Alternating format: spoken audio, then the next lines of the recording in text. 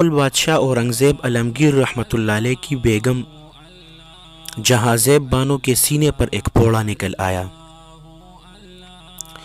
پھوڑا کسی طرح ٹھیک ہونے میں نہ آیا۔ اس زمانے میں ایک انگریز ڈاکٹر مارٹن جو تھا وہ ہندوستان میں تھا، اس سے اس سلسلے میں بات کی گئی۔ اس نے کہا کہ پھوڑے کا معائنہ کرنا ہوگا۔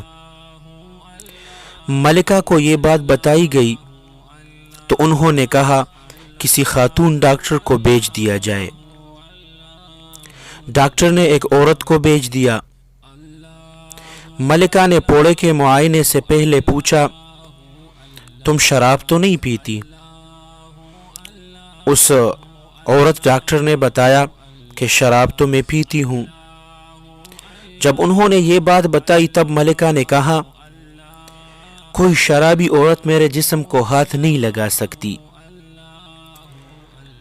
جب ملکہ نے یہ بات کہہ دی وہ عورت شرمندہ ہو کر واپس لوٹ گئی۔ ڈاکٹر کے پاس کوئی اور عورت تھی نہیں جو پھوڑے کا معائنہ کر کے ڈاکٹر کو بتا سکے۔ چنانچہ ملکہ جو تھا وہ 2 سال تک بیمار رہ کر اسی پھوڑے کی وجہ سے وفات پا گئی، لیکن اس نے ایک شرابی عورت کو اپنے جسم کو چھونے نہ دیا۔ اور آج کل اگر ہم دیکھ لیں تو آج کل عورتوں کا نعرہ کیا ہے کہ میرا جسم میری مرضی، اور جو تقویدار عورتیں ہوتی ہیں وہ عورت کو بھی اپنا جسم نہیں دکھاتی۔